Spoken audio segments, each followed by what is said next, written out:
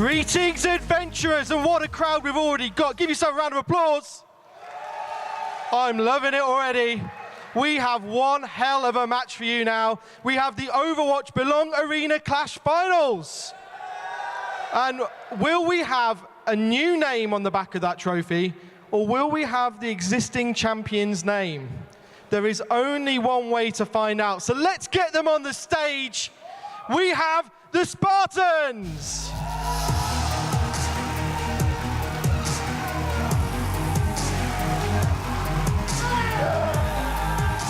This is the most loud crowd we've had here so far in Insomnia 64 on the esports stage, ladies and gentlemen. Will we hear as loud a response for the Saints?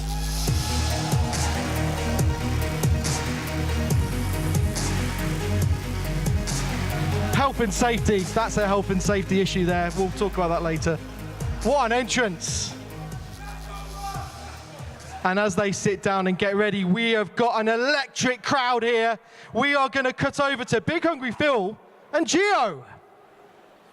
Thanks a bunch, Stu. Yeah, here we are, Big Hungry Phil and Gio, ready to bring you what I hope is going to be an incredibly hype grand final. Both of these teams, not the first time they've been in this position. Absolutely not. Last season, these were the two teams who did end up in that final position. Saints, of course, taking that title. So Spartans, they've cemented their place as their big rivals, and it is now their time to attempt to take that title off of them. Yeah, this is a real humdinger of a revenge story. Sometimes Overwatch is an anime. Maybe we'll see that come true today. But we've got so much talent on display from these teams. Like, I can't put it over just how strong some of these players are. Honestly, some of the favorite players I've ever seen out of all my time casting Overwatch. And one of the big things that we have to remember about these teams, which is something relatively unique of these two teams that we haven't seen from so many others throughout this season, is their flexibility. The hero pools that cover these teams are massive. You will see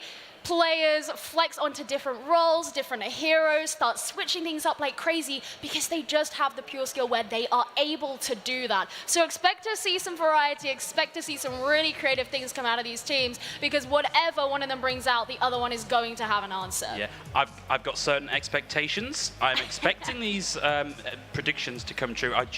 I really, really want to see some Kotanks Doomfist. Like, outside of that, I don't really mind what way the match goes. As long as I see that, I'm going to be perfectly happy. But if you were a gambling sort of person, Gio, Okay. Who would you pick coming forward in this? I don't know, it's so close that it's really hard to put it down, but I think I'm gonna go with, I'm gonna be the bad guy and say, I think the reigning champions, they have it in them. I can hear you, crowd.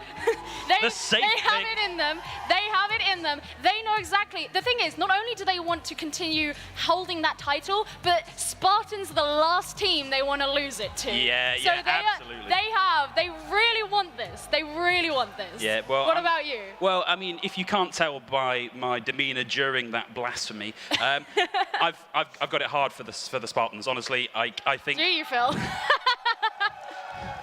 Come see me later on. We'll have a chat about that. But no, just some of the dynamicism that we see coming out of particularly the DPS lineup. And I swear I'm going to stop banging on about Kotanks after this last time. But if they can get themselves in a position where they can just let Kotanks go off and do Kotanks things, then we're going to be in a pretty good position. But no more waffling from me. We are going over. Here we go. Li-jiang Tower.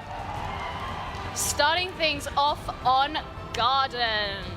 Just waiting for them to pick their compositions. This is where it's r/sweaty palms. Everybody's got to decide. It's all mind games. This is the sort of point where we can see those DPS heroes come out. Looking like you're going to get your Kotanks Doomfist, though, Phil. Here we go. I'm happy. This match can go anyway. No, it was a debate. Oh, you. It's fine. We have seen Kotanks also do some very, very good work on the Pharah previously, so we were talking about how well these teams can flex between different hero pools. This is just an excellent example of what we can expect, and this is a really dynamic team comp from both of these teams. Sure.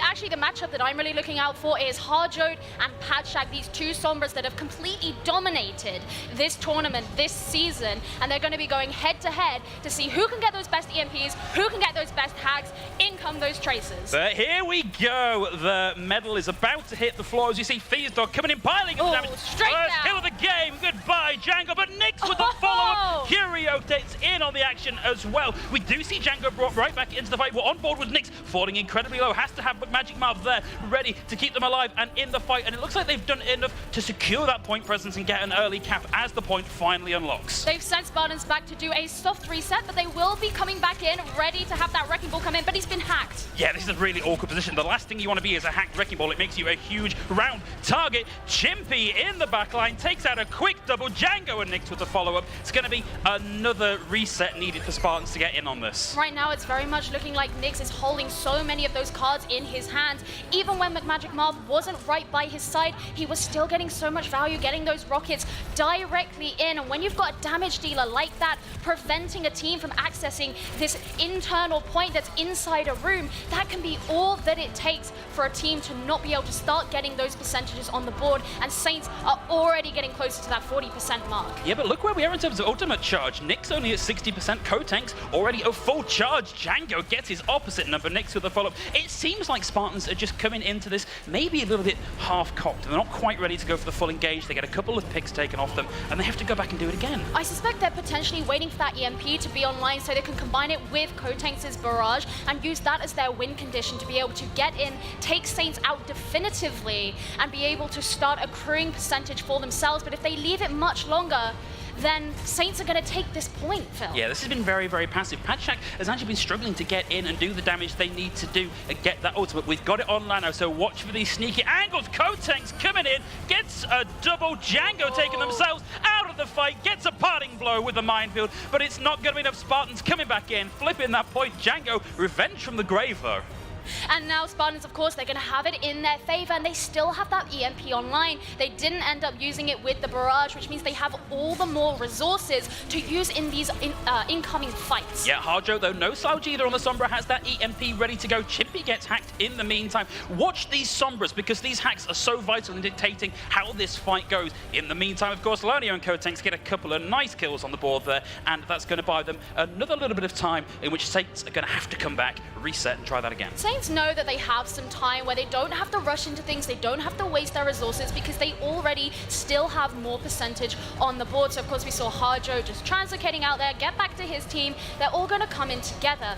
Watch out for these Pharahs, because so far, as I said before, Nyx has been brutal, but Cotanks is after those incoming heroes. Yeah, but we were talking about this combo that we didn't quite see line up for Spartans. We've got an EMP, we've got a barrage. These can absolutely clear small points like we have right now. There's the EMP, but a sound barrier comes out to keep the team alive through that, and there's not much by way of follow-up. Chimpy does manage to take out the main tank. Cheek 22 falling down in the end there. Saints are coming in, they're looking to clear up. Nyx gets a second. Chimpy finds Mr. Triggs. It is Nyx and Chimpy in the kill feed. Harjo with the cleanup, and they flip the point back. This is looking dire for Spartans. And once again, this is Nyx, and what are Spartans doing about it? I mean, they have that Pharah who can go against him in Cotanks, but they don't have one of these, long-range hit scans that we frequently see in the Ashe, in the Widowmaker, who can bring the Pharah out the sky. They're all just focusing on the other members. You cannot afford to forget a Pharah, especially one who is close to having a barrage. Yeah, but we have seen a lot of ultimates coming out into this fight. There's the Transcendence,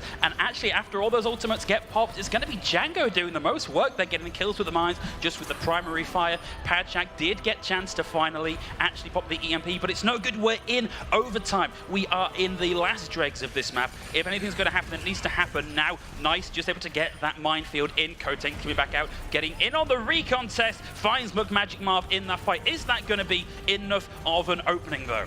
Well, Cotank onto that Doofus, but the barrage from Nyx. No, that is going to be Nyx clearing up with a barrage. Harjo there to sadly take Cotank out of the fight, and it does seem like this is going to be the end game for Spartans. That is it, overtime, map number 1 down. Spartans look like they were just changing on things at the end there so that they could get back to the point rather quickly. Of course, Cheek going round and round on the Wrecking Ball, of course, made it a little bit harder for the Tracer, and Cotanks looked like he was so ready to come in with that Doofus that you love so much, Phil. But of course, as I said before, you cannot ignore a Pharah like that.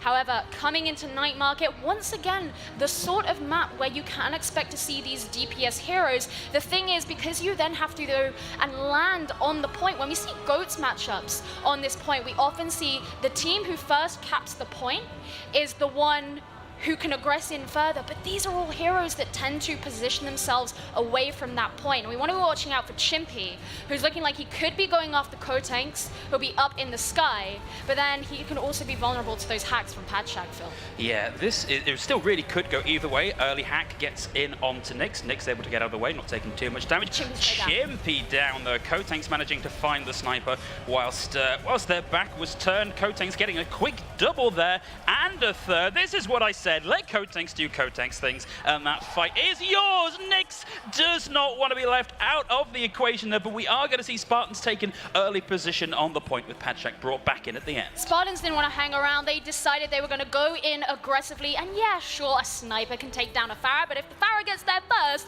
then that sniper is going down. That's exactly what Kotanks did there, but Harjo looking like he's going to be coming in for this hack here on Cheek. Yeah, found the Wrecking Ball. Wrecking Ball having to back off. Of course, you makes yourself a very big immobile target, and from range, Harjo finds Cheeky. An excellent hack, beautiful dedication, and the follow-up. We have seen Nyx move over onto the Genji, getting a nice kill with the dash onto Kotanks, and getting the follow-up just with a casual melee kill onto Mr. Trix at the end there. Is that going to be enough for Saints to flip the point, though? Well, we actually saw Nyx playing on that Genji. Ooh, not going to get that not quite the stick. We saw him playing on that Genji earlier on today in the Insomnia tournament, if you managed to catch that, and it really is one of his preferable picks. He feels so comfortable on that hero that now he's changed here. Perhaps he'll be able to get more value because this is a hero that he feels so familiar with and so comfortable on that this is really for him.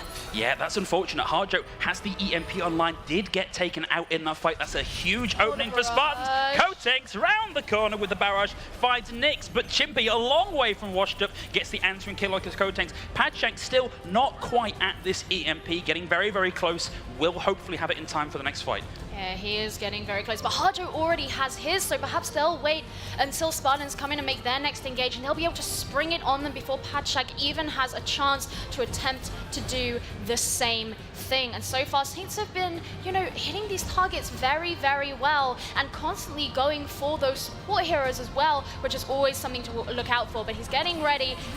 But Padshak got there first. Yeah, got there first. Got two with the EMP. Curio falls down very, very quickly as well. I must have missed that. I assume they also got hit with that EMP. Nyx very close. Has the Dragon Blade online. Going in. Gets two with the dash reset. And a third. Feastok going down. Nyx with the big sharp butter knife. Taking the rest of Spartans out for dinner. Seeing Harjo there actually trying to get that last hack there onto Padshak before he decided to translocate away there. But they are getting closer and closer to this last one fight territory, of course, at that 75% mark. And if Spartans don't win this next fight, then this could be Saints taking the map. Yeah, and of course they've got the EMP, they've got a bomb. This is a big, powerful combo. If it comes off, there's the EMP, gets 3 in it. Are we going to get the bomb as well? Bomber of the back doesn't find anything, but Django and Harjo, they use the confusion, they get in, they get the kills, and it is going to be Saints in the kill feed. Spartans looking to be in a pretty dire position here. Cheek22 does manage to get a shatter off, but there just isn't enough there to follow up, and we are going to see Saints maintain control of the point, and in fact, take, despite a very cheeky attempt at a recontest there, Saints take Li-jiang. So, Phil, you know how I said that I was predicting the reigning champions and you were saying that was absolute rubbish? Well, what was that all about? Well, the thing is, you can't really judge the quality of a team based just on control maps. You know, this is like the peak chaos. This isn't where we're seeing like nice coordinated team plays around a moving payload. I don't know. I saw there are no set plays. It's all just, you know, let's get in and do the damage. So I'm not going to count my boys out just yet. Well, something you do have to remember, guys, especially if this is your first LAN, is being up on that stage can give you such a different mentality to when you're playing at home or playing in your local arena, as these guys do. You're doing it in front of an audience. You're doing it for your home team, the team that you represent. And winning that first map can be so key to that mental side of the game that Saints will be moving in with so much confidence into our next map. Yeah, it's a thing that we spend so much time talking about the mechanics and the interactions of heroes. A lot of those plays that we see, a lot of what we see coming out, the maps are actually sometimes won in the spawn room when we're talking about the picks that are coming through, because they know what the other team are going to be running, and it's about counter-picking and counter-picking. So it's a really mental game. It's all mind games, all mind games. I mean, what we've seen so far coming out from these two teams, obviously Spartans, they very much seem to know exactly what it is they want to do. We can constantly see Padshak, for example, going in to try and get those key hacks, building up those EMPs. Kotanks knew what he was trying to do with the Pharah, and when he changed to the Doomfist, it was for a specific reason. It was to disrupt disrupt what Saints had. They've been playing such a robust team, this composition, but so far Saints have always been one step ahead, and it's been mostly because of their aggression. Nyx has just been allowed to freely deal damage, and so they, they've been playing it in this aggressive way, and when you have two aggressive teams like this, often the most aggressive is the one that comes out on top. Yeah, that's definitely what we're seeing here. I spent a bit of time talking about co-tanks and letting co-tanks do co-tanks things. Clearly, if you let Nyx do Nyx things, you can get similarly powerful results out on the back. I have just been informed we're having a substitution. Cheek22 going to go warm over the bench for a little while, bringing Hammerfall back in on the main tank position when we come back to our game after the set of replays. Yeah, and this is, this happens in these sorts of games where, especially on that main tank role, because there are different skill sets. So obviously we saw Cheek, he was playing that Wrecking Ball, but obviously on some maps it's a lot more important that you have the Reinhardt in, especially if you plan to go on one of those 3-3 type compositions. You want to be making sure that you're actually playing those heroes and playing the players who have the best skill set for those specific heroes. So it'll be interesting to see what Hammerfall actually decides to bring out for the team, especially given that, of course, Spartans are one down now. Yeah, and of course we're in a new patch that we're playing on the live patch, no special compensation for playing at Insomnia. So, we've recently had a huge buff to things like the bunker composition. With the introduction of Baptiste and that immortality field, it makes the idea of a super bunker that much more powerful. So maybe what we're seeing here is moving over to that slightly more, let's call it less dynamic style that's enabled by the anchor tanks of Orisa and Reinhardt, rather than the bouncy ball of fun and doom that is of fun and doom, yeah. Yeah, so it'll be interesting to see what kind of compositions do come out. But so far, it's looked like both teams have known exactly what they're wanting to do. They've had a very specific style.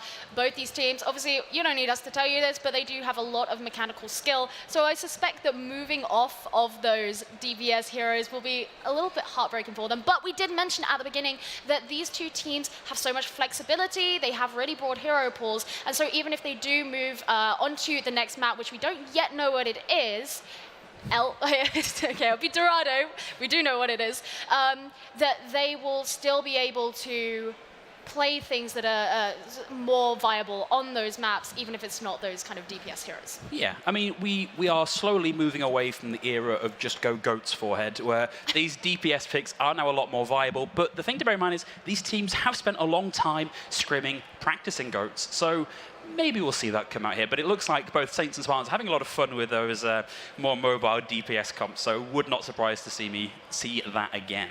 Well, Spartans will be starting off on the attack, which a lot of people will argue is the worst way to start, because the defenders do, after the original round, they know how far they have to get the payload, and if that's not all the way to the end, then they can play their game specifically knowing that they don't have to take it the full way.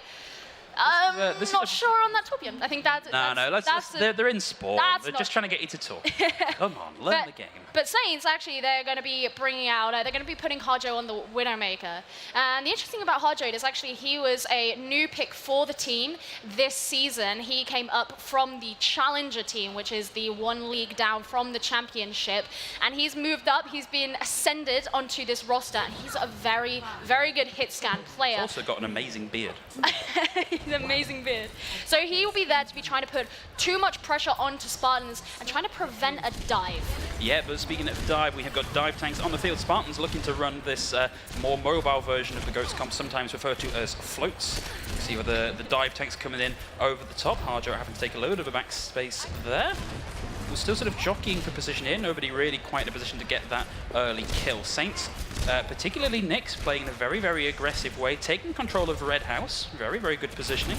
And actually, Spartans are going to get knocked off, though. They want to come out and have a little bit of a reset. Chimpy falling low, needs to get out of there. Manages to get away with that mech still intact. But Magic Mar brings Nyx into the fight, taken out by Leonia with some of those pesky Zenyatta right clicks.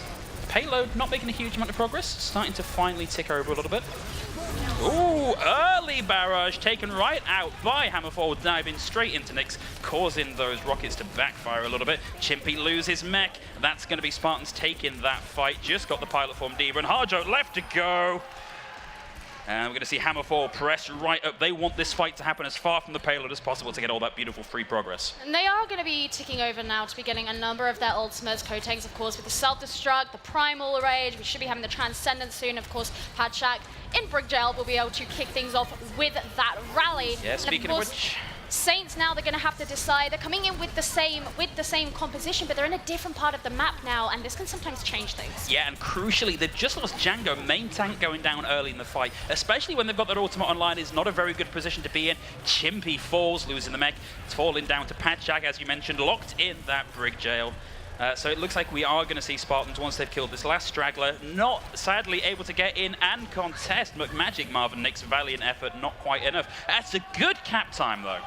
Absolutely, they've got 4.5 minutes to get to the next checkpoint, which is really good, it's really healthy. And that was one of the things I was saying, Phil, about the composition that Saints were running, which they've now switched off of, is that sort of marketplace on Dorado doesn't have all that much vertical cover, it doesn't have a lot of high ground, it's very open, so running things like Farah's makes it very, very vulnerable, but in comes the Self-Destruct. Yeah, Self-Destruct not able to find anything, sadly went high. Fezdog has the Graviton Surge, uses it, doesn't get anything from it, does manage to get a kill onto Nyx, but that is only one. Is that going to be enough for them to actually aggress out of that? Here we go. Kotank's on the Diva. That's the look we've not seen from him before. Here he comes in. Goodbye, McMagic Marv. Spartans managing to keep it rolling on through. Yeah, they're going to keep on going here, and there will be another fight coming in. They're not close enough to the checkpoint yet to prevent that. And of course, Saints, because they switched onto this more 3-3-esque composition, they're going to be wanting to build up these ultimates. They want to be doing eco pushes because those are what win fights in this sort of composition. Yeah, well, Django comes in. Gorilla, so good. They named him twice. Coming in with the Primal Rage, doing an awful lot just to displace the entirety of Spartans. Buy some time for Saints to come in and rain that damage in from the back lines. Spartans come rubber banding back into the fight, trapped by that Winston bubble. There's the opening kill of the fight, and it's a big one. Hammerfall goes down. Harjo with the high charge on this area, and we've got, look at the tracking from Padshak there. And that flail, incredible accuracy. Kotanks takes Django out of the fight again. Django, frequently the first one to die in these team fights. They know they have to target the main tank. It's such a fight opener. Here's another Self-Destruct coming out from Chimpy. Finds one. Mr. Tricks falling down. Didn't have the ultimate online to serve purpose. Anyway, we do see two support ultimates coming out, the Transcendence and the Rally coming out for Spartans as they chase the Remnants and Saints off the point. Django falling incredibly low, getting chased out of it, eventually falls. Fezdog managing to secure the kill. We may see another straggly recontest coming in. Harjo, key in this next fight, will have the Graviton Surge ready to go, but I just don't think there are enough people there to warrant a recontest. Yeah, they're pretty much just going to roll straight into this next part, and that allows Saints to actually put up their defense for this next phase of the map. Yeah, aggressive from Hammerfall, getting in right on the back. Doesn't need to pop the Primal Rage, but does back out. They force Spartans to back away into that corner to avoid giving too much early damage. Fezdog is just looking to pepper in some of these right clicks, build up that ultimate. So we've got dueling Graviton Surges online, very nearly. Harjo, what is even happening on Harjo's screen? It is just particle effects. Who even knows what's going on? And the Graviton Surge lands. Self-Destruct coming in over the top. Sound Barrier, Chimpy with the 3 and the D-Mag right from downtown. That's the sort of self-destruct you want. This is the kind of self-destruct he was going for in that last phase, but it didn't really work out. But something like that, when you can combine that with that Graviton Surge, even though the Zarya did get swiftly taken out, that is how you send a team back to spawn. And now this means the Saints have ended that momentum that Spartans were running through with, and it means they're in this position now where they hold the control. They have this high ground now. They can hold this defense, and Spartans have to try and break through, and with very, very few ults. Oh, they're using that sound barrier very aggressively to get in over the top, but it hasn't really worked out as Nyx and Chimpy are the ones to come away with the kills in that early exchange. So that was maybe not the best investment of an ultimate from Spartans. They do come away with a couple ready to go, but Saints are not going to give them any opportunity. They want to burn all the time off this clock that they can. No, and Spartans also don't want to waste their time. They do have about 2 1/3 minutes remaining. So, that, you know, if something goes wrong, they just want to back out as soon as they can so they can reconvene rather than trying to use their resources, hand over ultimate charge, and just make a push when they really don't need to and end up getting staggered out. Crucially, though, they did manage to get the rally out of Nyx in that exchange, so they come out of that fight with a much better ultimate economy. And there's Padshak popping that rally. It's going to make it much harder for anybody to actually get a burst kill through onto the Spartans. And just playing around the payload, not able to get any progress yet. There we go. Saints have given up a little bit of ground, but Chimpy going for a 3-peat, getting... Oh, Padshak slightly misses his positioning, not able to get the shield right into position and falls in that fight. And that is going to be the rest of the team crumbling around them. Kotex does get a parting blow, but it's just not going to be enough. I have to say, I really like the way that Chimpy really takes the wheel when something goes wrong with his main tank. Django got booped back, which meant he wasn't able to provide his shield there on that right-hand corner, which can be so crucial in those situations in a map geometry like that. So he came in with the self-destruct. It forces Spartans to try and reposition and shield themselves rather than trying to aggress onto the team as they have their main tank move back.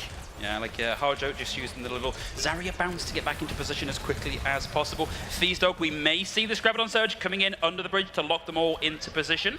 Have to be very, very careful this doesn't get eaten by the D.Va. That is going to be a huge blow if that happens. There we go. On the payload, Saints locked into position, but we've got the self-destruct coming in over the top. Nothing doing. Hammerfall throws the Earth Shatter in as well, and sadly, kills still not working out the way they would like them. Oh my god, the Earth Shatter! Huge Shatter! Shatter seen from space. That was a 5-man Shatter, and that is going to be Kill City. Nobody can come back from that, surely. Feazdog, with the high energy, is making it work with the heavy lifting. Finds a quick double, pouring that all into the poor defenseless mech of Chimpy. Chimpy going down in that fight. Are Spartans going to be able to brute force their way out of this? Potentially, I've seen Feazdog at no lower than like 92 charge, consistently on 100, and when you've got a Zarya pumping out that much damage, you are just going to get melted in the face of it. Yeah, but they're going to be into overtime, and it's getting contested, falling very, very low there. Not a lot of ultimate stuff to line up anybody to play with. Nothing out of that for Chimpy. That's 1 for 4 on those D.Va bombs. Magic Marv getting in there, looking to just cause a bit of disruption, but Hammerfall gets a key kill. No off tank, no main tank. Here we go, Spartans, trying to press their way in, just swing that damage in, hope for the best. Very, very hard to kill that Brigida, even with the Discord orb, but Kotex gets a double in the background. Charge comes out from Hammerfall, doesn't find anybody, doesn't even need to at this point. No, the kills come in. Spartans complete in overtime. Phil, you asked me if they'd be able to do it brute force, and that is exactly what they did. Spartans are looking so good on this composition because it requires that coordination. These are two teams that played together for so long now. They have that synergy, they have that coordination, they know how each other work. And you know, we were talking about Kotex and all his DPS prowess, but him on the D.Va has been getting so much as well.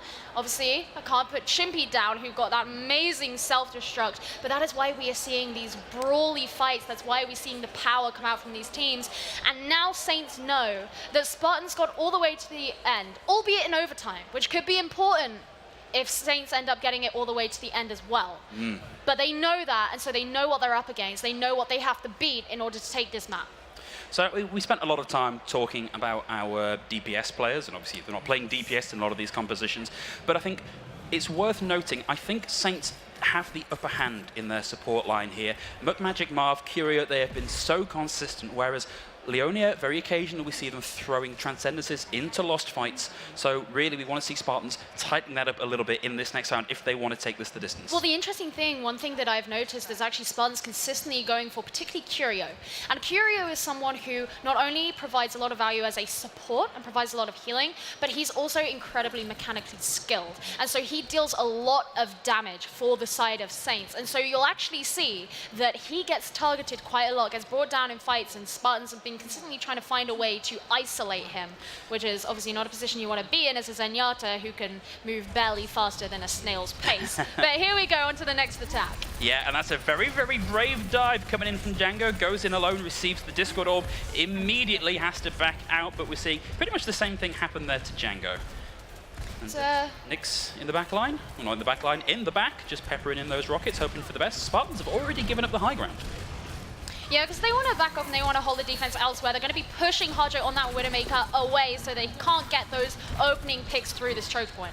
Yeah, this is quite common to see them actually holding at the top of this slope here. Harjo not quite able to get that angle they might like. seeing relatively high charge coming in here from Feasdog, just able to sit safely in the background, rain in some damage. But they've clearly been given the signal to go as Chimpy does lose the mech in that exchange. Hardjoke falls to a melee kill from Kotanks. It's maybe not the sort of range you want to be in for D.Va if you're playing Widowmaker. Well, it's looking like Saints are going to be switching things up now, putting Hardjoke onto that Sombra and being able to try things that way. Of course, when you play the Widowmaker, you're looking for that opening pick so that you can bring an enemy down and have that 6 versus 5 advantage and be able to push straight through that point. But of course, it didn't work out for them. He kept getting dived, and that's fine. They're going to go. They're going to try it with the Sombra. Let's go for the EMP. Yeah, we've seen him be very, very effective on the Sombra, so it makes sense. Django is being really, really aggressive, going into situations with, half health or less, but it has enabled a kill to come out. So Hammerfall falls in that exchange, and it triggers the sound barrier coming out from Mr. Tricks into what may already be a lost fight.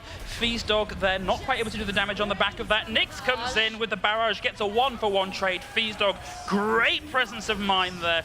But Magic Marv is there to bring Curio back into the fight. This is still possible. It may go either way. Hardjoke already has an EMP ready to go, and Chimpy with another self-destruct kill coming in on the back there. Beautiful focus from Chimpy. Chimpy in the kill feed, putting this team on his back and carrying them through point A. Really, really nice D.Va play coming out from Chimpy. So many ultimates exchange in that fight there, but the important thing is that Saints were still able to build up a couple more at the end of the fight, which allowed them to have that last laugh, almost. So both of them actually going to be in fairly there as far as ultimates go. We're very close to Chimpy's self-destruct. There we go, just ticked over, and of course, Hammerfall does have that primal rage. Yeah, Hardjoke in the backline, just making a nuisance of themselves, does manage to pile in a lot of damage. Winston is such a huge target. If you can get him hacked, you can build up, that was what, 40% ult charge just in that one exchange? Absolutely huge. Nyx falling very well. Feasdog seems to be permanently on Nyx. I think most of the kills we've seen on Nyx in this exchange have come out from Feasdog. Not a natural counter to fire, but if it works, it works. And we've got Hammerfall on board. The monkey with the anger control issues going full ham, manages to force Curio back into spawn. That's a really nice defensive push from Spartans. Yeah, Spartans are going to be holding this nice and healthily here. But Saints do have 3.5 minutes to go, so, not all hope is lost, and in comes that Graviton. Yeah, early Graviton surge. Even if it doesn't get any kills, it does get the Transcendence out, opens up a lot of doors. Another self-destruct coming in from Kotanks, not able to find anything with it, but we do also see Leonia pop that Transcendence. Is another big huge EMP, but nothing out of it. Nyx there manages to get one, but Leonia this time taking Nyx out of the fight. But this was the opening that Saints needed. As they start to get those kills, they come back in with a full complement. Here we go, 2 minutes, 50 seconds left to go. All still to play for. And so key there for Saints was the fact that they forced out Leonia's Transcendence, because that is generally what a team that is being EMP'd will want to have to save them throughout the hacking ordeal. And they didn't have it. Sorry, they Hardjoke sadly got too close to that D.Va, became detected and immediately started scanning for him. Found him, had to back out, not able to get the hack they were looking for. But check this out, Feasdog actually moving on over to that Widowmaker, so he'll be having this back high ground where he has a perfect line of sight onto the incoming attacking team. Yeah, it's interesting. You very seldom see a team swap off a 3-3 composition into double sniper, but here we go. Feasdog already has 80% of the ultimate. Kotanks with the follow-up. Feasdog getting the body blow. Kotanks following up right at the end there. This is such a good look for Spartans. I actually casted Kotanks in a game yesterday in the Insomnia tournament where he played quite a bit of Hanzo. And, well, you don't need me to tell you just what his Hanzo is like. So having this double sniper setup here with these two particular players is going to be really hard for Saints to get through, especially running Django on the Reinhardt instead of on the Winston. He can shield his team, but there's no one there to dive. Yeah, but here we go. They've moved over onto, it's the classic variant of Goats. We've got the Moira in there. They realize that's such a good counter to all the DPS threats that Spartans have. Django gets the better in that exchange of main tanked, but we are trading back and forth. Currently, Saints with the advantage. Kotanks comes in. Can he find anything with the Dragon? No, but it's good zoning if nothing else. It buys space for Feasdog to take Nyx out of the equation. Here comes Chimpy with another one from downtown. Sadly, not able to get anything out of that, and we've got Curio coming in with the Coalescence and getting bullied, heavily bullied by Hammerfall, getting sent right into the back. And it looks like we've actually got nobody from Saints on board to actually push the payload at this point, and they're very close to capping it. Spartans are holding this pretty firmly right now, and that Dragon Strike not only pushed certain members of Saints back, but it pushed certain members forward and left them so vulnerable, like McMagic Marv. And of course, Kuro using that Coalescence there while members were dead. He did, of course, get bullied by Hammerfall, but it also meant that he couldn't get the ultimate kind of healing that he could potentially have used maybe in an aggressive fight rather than as a sort of panic. Yeah, Kotanks there, slightly failing to climb up these surfaces. There we go, finally managed it, comes in with the Stormbow, almost gets the D-Mech, but we're going to see Chimpy back in. Oh, Shatter comes out, puts 2 on the ground. Has managed to get the sound barrier out, but it looks like we're going to see Spartans in the kill feed. Harjo gets the better of Leone in that exchange, but we are so close to overtime. 2 seconds left to go. Saints moving over to try and get back into the fight as quickly as possible, but Kotex on the high ground says, no thank you, that is all we've got. Self-destructed over the top. Patchak getting in with the double. Are we going to see Spartans stop the aggression from Saints here? Overtime is in play, and it's just Chimpy left alone on the point, doing their best to buy time. No stagger of the pilot form. They want this over and done with. 1-1 in the series as Spartans take Dorado. This is a series, and of course, there, as soon as we got to that point where they were in overtime and knew that Saints had to stay on the payload, Patchak, who just had to self-destruct on him, perfect opportunity to get those remaining members of Saints away and claim Dorado for his team. Okay, so Gio. Okay, The so typical breakdown of casters is you have the play-by-play caster who says, this is what's happening. They don't need to know anything. You have the colour caster who's meant to explain things. And, you know, we asked You're the smooth brain, I'm the wrinkle brain. Exactly. Smooth brain, wrinkle brain. That is the breakdown. And so, you know, you said using your colour caster brain, I really think it's going to be Saints for this. And I said, you know what? You can't judge them on a control map. Spartans are going to come back and they're going to take this. And that's what happened. So maybe we ought to swap roles. It's one-on-one. Get the wrinkle brain. One-on-one. It's one-on-one. Well, we know that actually for the next map, the Hammerfall is out and Cheek is back in. So for Assault, maybe we'll see some more Wrecking Ball. Maybe we'll see more Wrecking Ball. It seems bizarre to me that this has become a meta composition where we can have Wrecking Ball, single healer, and then just whatever DPS our DPS players feel like playing. Well, the great thing about the Wrecking Ball is he's very self-sustaining. Not only can he move very fast, but he has that adaptive shield, which actually in the newest patch no longer goes away when you decide to use your roll, which is of course his most mobile sort of ability there. So he can also go and seek out health packs for himself, much like a Tracer can, which is why you typically don't have a Tracer rely on a healer. So, so we'll potentially, you know, see that if we do see the Wrecking Ball, he's generally there to take care of himself. You have the Mercy, she can do the res, she can look after the DPS heroes, but yeah, you don't have to sustain that tank. No, it means that you can be a little more stingy with some of your resources. You're quite right. So we do have an announcement of what our next map is. We are, of course, going to be going over to Anubis. I hope you all like sand. I think it's a bit coarse. Yeah, coarse. No, actually, gets everywhere. I'll be honest, Temple of Anubis is my favorite of the Assault maps, and especially on this new patch, we're very likely to see bunker comps, which are a classic for Anubis, except, you know, generally we've seen them with Junkrats, who has received a little bit of a rework, so he does have a little bit more damage, albeit his tire takes a little bit longer to charge up there. But what we have seen a lot of is paired with the Batiste, he can gain his amplification matrix, which has a 100% amplification on all the damage you shoot through it.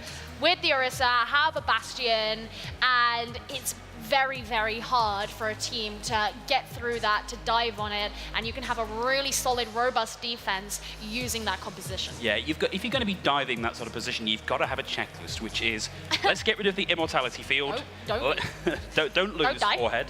Yeah, get rid of the immortality field. Like the number of dives I've seen come out where they dive in, and the dive would have been successful if they'd just like angled up slightly, taken out the lamp, and then gone for the kill. So yeah, that's number one. And then, I don't know, let's not call it a checklist. Let's call it priority. Get rid of the lamp. Get rid of the lamp. That's important. And then you can dive the bunker. I mean, I've also seen, you know, one thing. It's like a lot of people like to run a Sombra into a composition like that because you can, I don't know, either hack the Bastion, hack the Batiste, Had one of them, I don't know, and use that as your sort of opening. But what some people do is they like to go and set up the bunker on the back high ground, where it's a lot harder for a Sombra to get up there. She either has to use her translocator, or like go sort of a longer way around or whatever. It makes it so much harder. And of course, if you're also running a sniper like a Widowmaker, then she can be right there with the shield. And if you want to get rid of her as well and the pressure that she's providing through that gate, then you have to go near that entire composition, and it can be brutal to try and break through. But to be honest, I would be a little bit surprised to see a bunker composition coming out from these teams, because the looks we've seen from them so far are the Wrecking Ball, let's everybody play DPS composition, let's call it slightly Chengdu Hunters composition. We've seen the classic Goats composition, we've seen the dive variant of that. The one thing we haven't seen, and maybe we've not had chance, we've not had the right maps for it yet, is this bunker composition, and they are both very, very aggressive teams. I feel like they don't want to play in that passive bunker style. Well, I saw Saints play it earlier on today. Oh, right, well, so ignore me, guys. There is a chance it could come out, and especially as on a map like this, it is kind of preferable, and obviously this is the whole debate in Overwatch at the moment, is do you play to your style or do you play to what everyone says is worth playing? Do you want to win by all means, or do you want to win in your own distinctive style? And I think for both of these teams, then they can correct me, they just want that win. Like, they don't care how they get it, they want that win. Oh yeah, for sure. Yeah. But yeah, so I think it's completely feasible that we could be seeing that come out from these two teams. But then, of course, as you move on to point B, you have completely different sort of compositions that become preferable. You're not going to be running a bunker composition on point B, I guess, unless you're in silver. Well, yeah, it's strange things happen. Even when you make that transition, if you come out of that with all of your ultimates, it's usually so suboptimal to run that bunker style on point B Anubis that you just throw those ultimates away because it's not as worthwhile as just having a good team comp.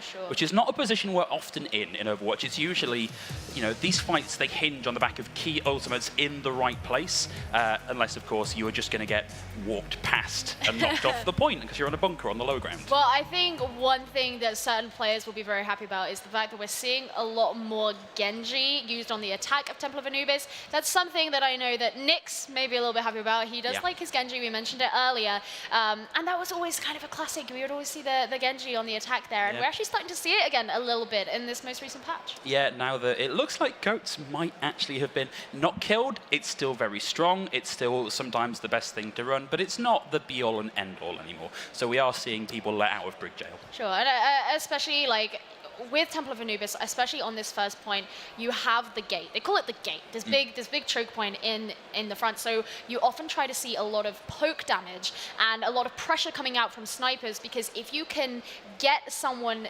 down before you even approach the gate, both the attackers and the defenders, then that means that people can't move through the gate. It makes it very hard. So if you're an attacker and you manage to bring someone down, you manage to snipe someone down on the defending team, that's when you make your engage. If you're on the defending team and you do the same for the attacking team, they can't try and make an engage with just 5 people. You can't commit to that.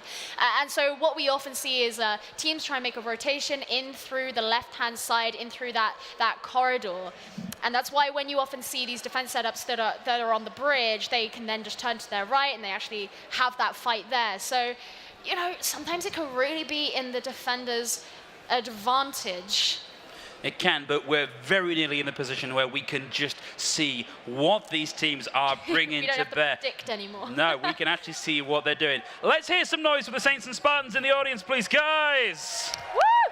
Okay, well, I'm not the audience, but I'll cheer. Woo! No booing. No booing. Come on, guys. Let's keep this. So we're going to be starting with Spartans on the attack, Saints on the defense, and they are currently showing a double sniper setup. Pretty good. Yeah, I think this suits the team pretty well. And I said that I did see them do the bunker comp earlier on. Maybe they were just testing things out. Maybe they were just seeing how it worked for them. But yeah, I think this really, really kind of suits them. Nyx is a very formidable Widowmaker. He has, as we've said, great mechanical skill. So to have someone on that Widow position, you really want it to be him. And of course, Harjo, we've seen how he plays. The Hanzo can play a little bit further forward, but obviously also provides that sniper. And of course, running that Mercy, she can flip between the two. Curio adds that extra snipe there. and Spartans are still trying to decide what they're Yes, doing. Spartans doing a little bit of scouting here, just trying to figure out what's going to be the best thing to run. But they actually do show the Widowmaker, sadly losing out to Nyx in that exchange. We've got Cheek 22. That's really, this is a lot more what I was actually expecting from them.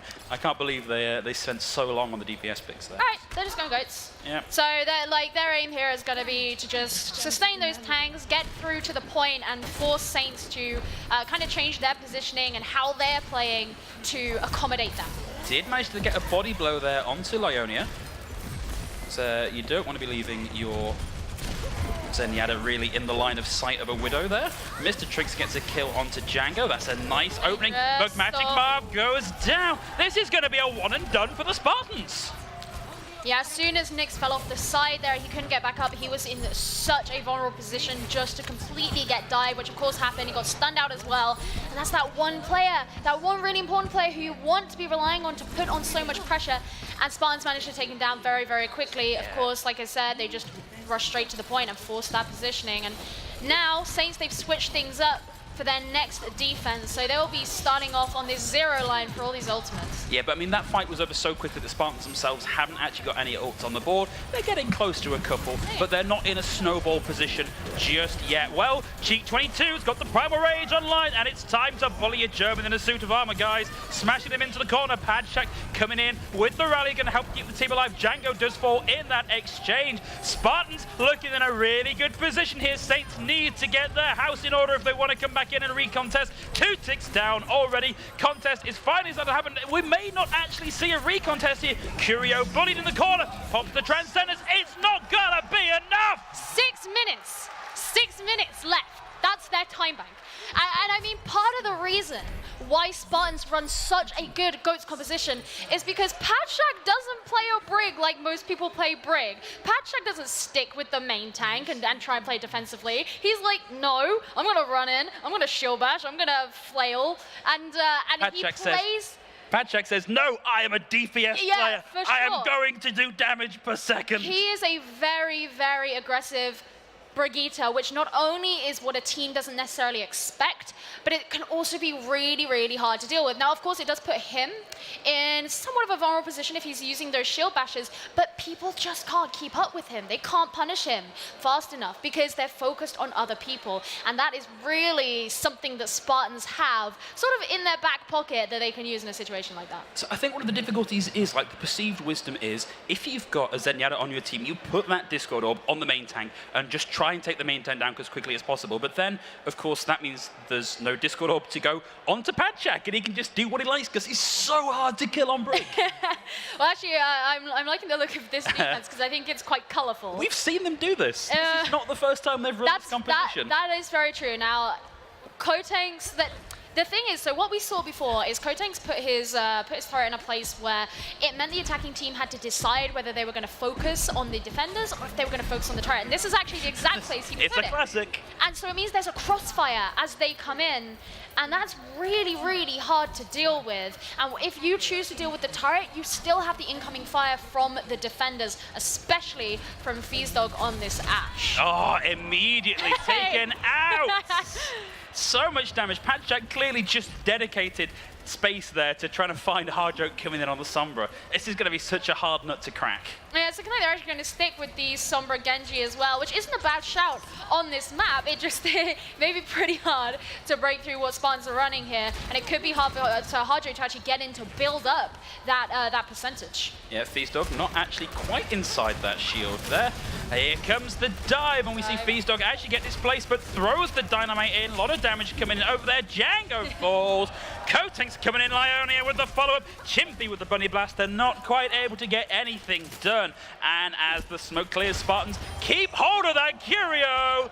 Not where you want it to be, buddy. Feazdog gets the kill at the end of the fight. I say thank you, Base Turret, for all your work. We saw you there in the kill feed, but this is one thing that the Ashe has, is that dynamite that is an area of effect ability that can, it also lasts over a certain amount of time, and that can really damage and punish the attacking team as they come in through this gate and in through this smaller area. It also destroys shields.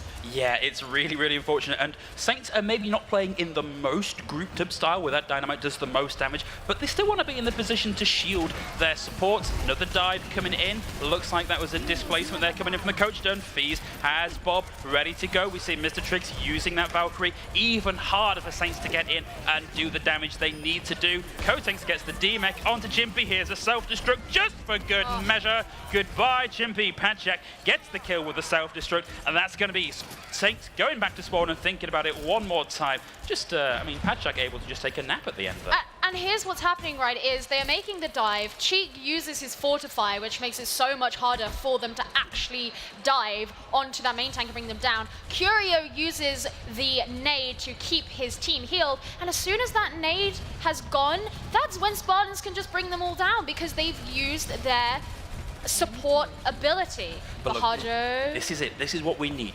We've got the EMP online. We've got some follow-up. Harjo comes in, tries for the solo EMP. Leonia, too good of a shot, takes Harjo out of the fight. MP, no good there, unfortunately. Leonia comes in with the Transcendence, help keeping his team alive, and in the fight, Feasdog casually in the aura, just taking pot shots. I want a screenshot of that there in the kill feed where it had Magic Marv taking down the turret, because like when your main support's the one taking down the turret. But I mean, even so, like look, we're 1 minute here and Saints haven't even got a single tick, which means that even if they do manage to get it right now, there's no way they can have a time bank as big as that of Spartans. The maximum they can get now is nearly 5 minutes, and that's if they got it right this second. So this is, you know, really, really worrisome. Look, and here's the thing, Saints are still running a dive. Kotanks has just an amazing tool there to punish the dive. Nyx, it was a valiant effort, but there we go. We've got the opening kill. Django taking Leonia out of the fight. Feasdog currently sleeping on the point. Kotanks managing to take out a main tank, but whilst we're having Leonia gets brought back into the fight, is that going to be enough for Spartans to hold? Well, yeah, do you know what? It certainly looks like it. And that's the thing when you run the Mercy on the defense is, yes, the attacking team can get their opening pick, but when they're not looking, you just res them back up and you've got a full team once again, and the attacking team will have spent their resources. They will have used them, and you're alive. Here we go. Talk about defensive ultimates. We've got Tor popping that Molten Core right on the defensive lineup. Padjack able to get a kill, and it is already the kill feed for Spartans as overtime is getting very close to ticking out. Harjo falls down at the end, and that is going to be Spartans with the full hold over Saints on Anubis. Absolutely fantastic. That was so dominant. There is no other way to say it. Spartans knew exactly how to run that defense, which, by the way, was the bonker comp, as I said at the beginning. They knew exactly how to do it. Yes, turret gets play of the game. It wasn't actually the turret. It was actually Kotanks. Yeah, Kotanks, such a good projectile DPS play, regardless of what projectile DPS player character he's actually on. Just able to pile in so much damage there.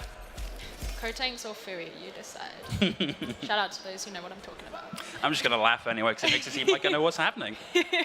Yeah. But so we're 2-1. We're 2-1 in the series.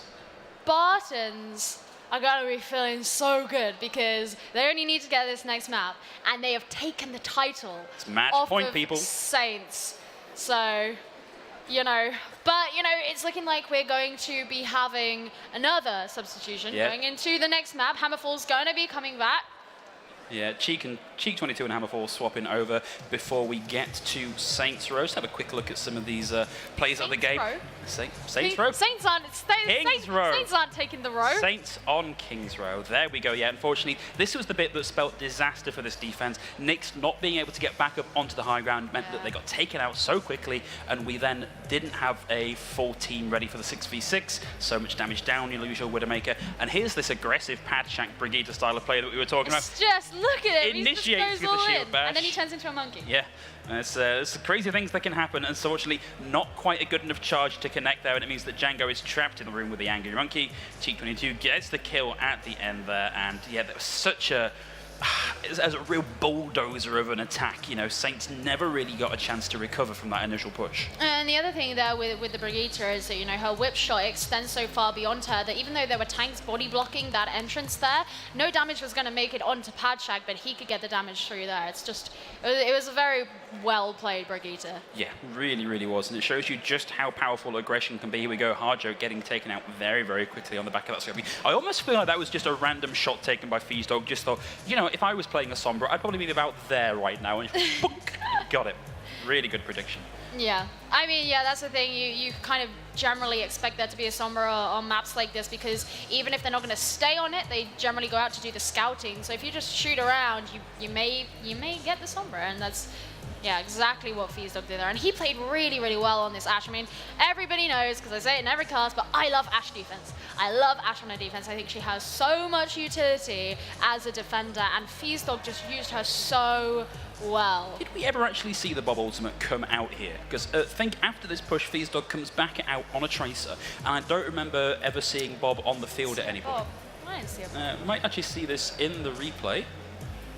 No, Feazdog, no needs, and then we just immediately swap to just a doesn't need the different Bob. clip. Yeah. Like, we don't need 7 people. Nah.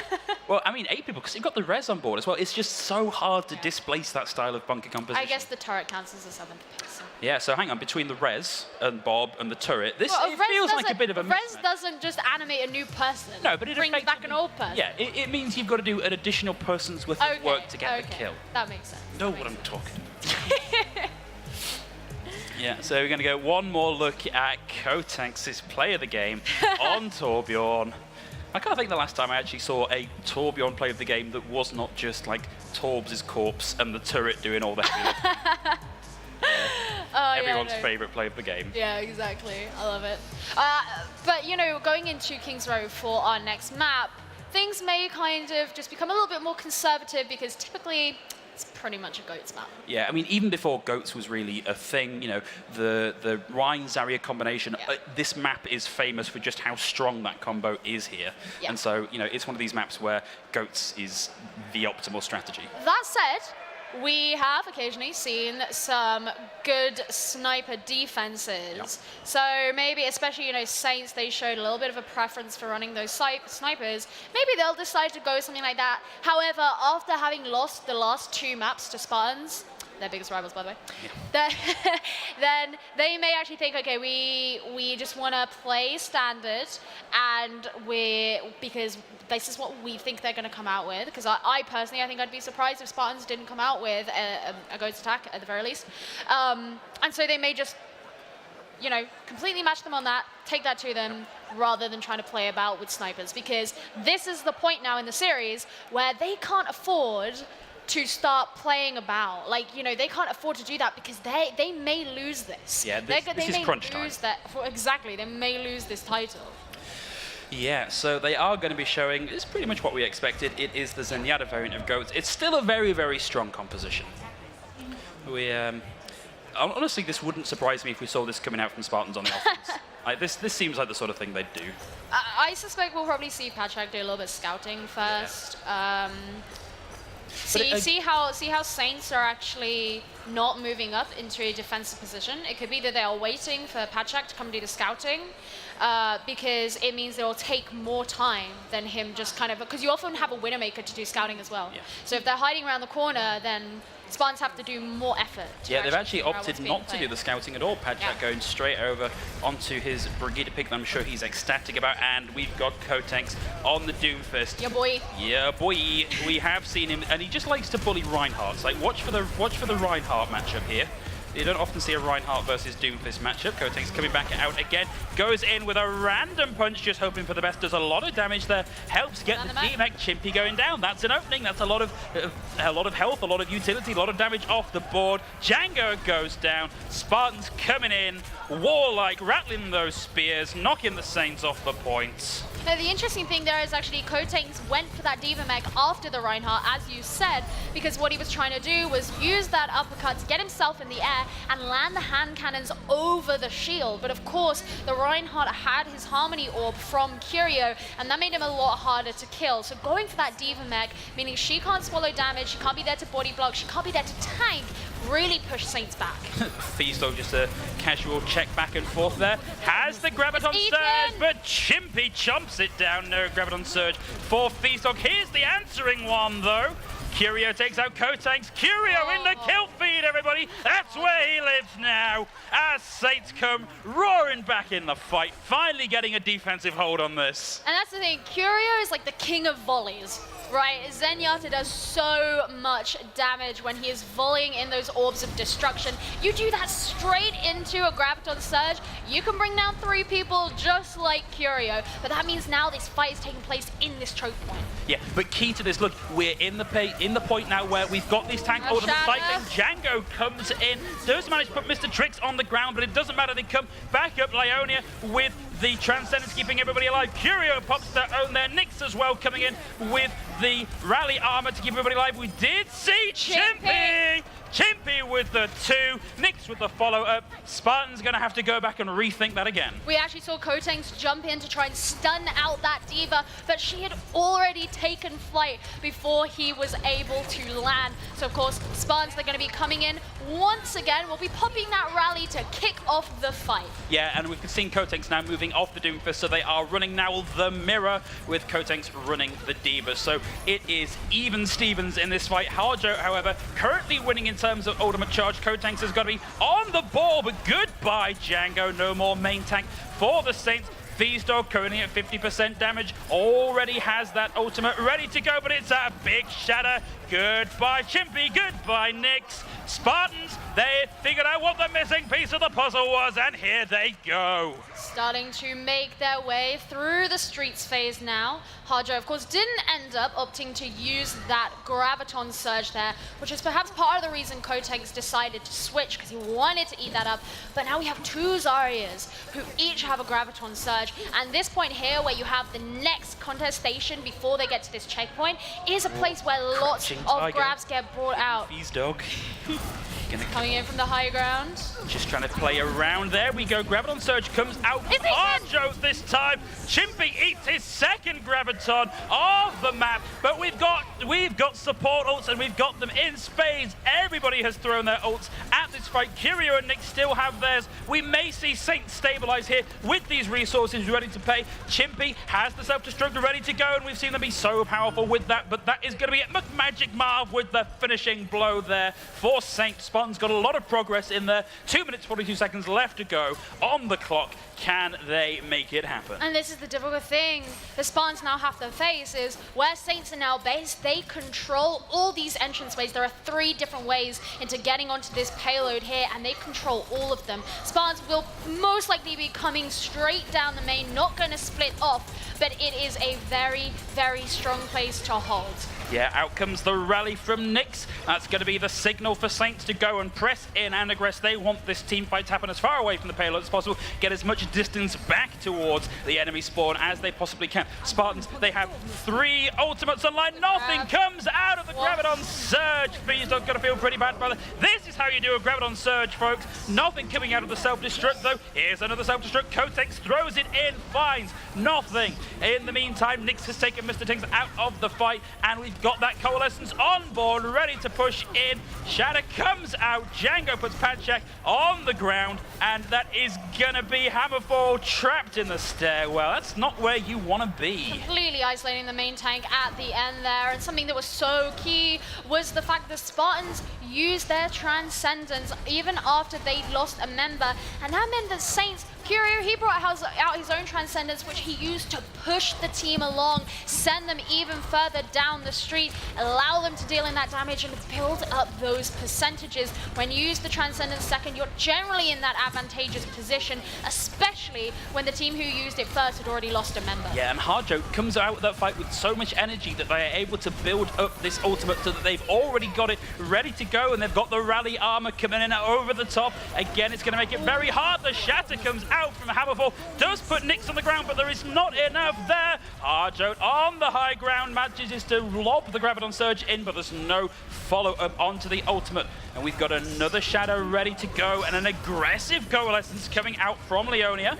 Nothing coming out of that self-destruct, and the shatter comes in, puts Hammerfall and Mr. Six on the ground, but it's not enough to actually do anything. It's a ult fiesta, everybody throws everything in. Shatter. It's a big shatter. Here comes the self-destruct over the top. Doesn't find anything, but doesn't need it, because in the meantime, the support line of Spartans is getting in and getting the kills they need to push this payload all the way. And finally, Spartans take control of their payload once again and start pushing it forward. Going to be moving it to this next checkpoint here. And that was really good usage of those ultimates. They were sure to not stack their support ultimates there, using just the sound barrier, and then have the Transcendence available to them when Saints started attacking them, and then using that Earth Shatter, that self-destruct, they're moving forward. Yeah, Patchak with another rally on the board. Got a shatter from Django waiting ready to go. Going to be looking for an opportunity to smash that in. Down it comes. But no one that is left alive nearby to do anything with it. Harjo, with that high energy, does manage to take Patchak out of the fight. But you know what? Spartans are going to keep going, but they waste their own Earth Shatter going into the ground. A charge from long range. Goodbye. That is going to be Spartans almost uncontested. They've got to grab it on Surge. They can lock people off the point with this. This puts Saints in the position now where they only have one more chance to contest this. And you're right, if Beast don't get that grab. It's the G9, the Graviton Surge, but Chimpy coming around the side manages to get in and trigger that contest before they're able to get those last 2 meters, and we are just going to see Saints throw everything they have. They have managed, with the use of that Chimpy self-destruct, to buy a little bit of space, but Kotanks has an answering blast of their own. Goodbye, Chimpy. That is going to be Spartans with the majority on the payload. Sound barrier coming out from Saints, keeping them alive, but even with all this effort, it looks like Spartans still have the upper hand in this fight. It is all now just about burning time off, because we are very shortly going to be into overtime. It's a big shatter. Curio comes roaring back in with the coalescence. We're in overtime now, folks. 1 meter left to go on the point. Beastdog with another Graviton Surge, getting in with a melee kill on the back of those high energy right clicks. And we've got Django coming back in with a Wrecking Ball, stucky to set up that spin cycle. Keep it going, keep this point alive, see if they can save that last 1 meter and prevent us from going from around 2 if things get into that position. Nyx has the rally. Patchak using that aggressive style he's talking about so much so far today, getting in there, trying to get the kills they need. Nyx falls in that exchange. Kotanks managing to take Curia out of the fight, and look at the stall picks we've got coming out. Look, Magic Marv on the Moira, we've got Harjo coming in on the Mei, ready to go. Django falling very, very low. This is so much fight for 1 meter of space.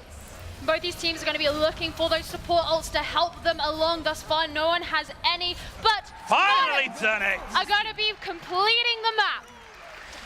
They made them fight for that. I don't think I've ever seen so much throw at 1 meter of payload progress.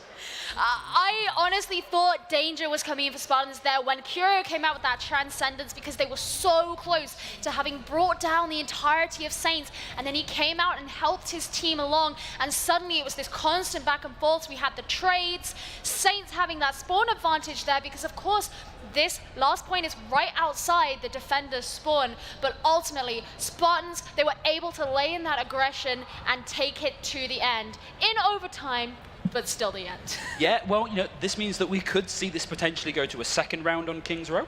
If Saints can do that in a better time, then that puts them in a very, very good position for the next round. So, you know, we may actually go all the way to a map 5. Let's see if Saints can pull it out the bag. Ooh, the pressure is on. I need to, like, breathe. You need to get a massage. Frankly, so they're doing stressful. massages in the expo hall. I might go get one. They're paying Jira to advertise for them. I wish.